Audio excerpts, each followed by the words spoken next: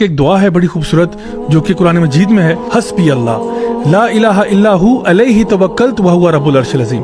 تو اب یہ دعا نبی کریم صلی اللہ علیہ وسلم کی حدیث میں آتا ہے کہ یہ جو ہے نا، اگر کوئی انسان ڈپریشن یا انگزائٹی یا کسی قسم کی اس سے گزر رہا ہے تو 7 مرتبہ اس کو پڑھے۔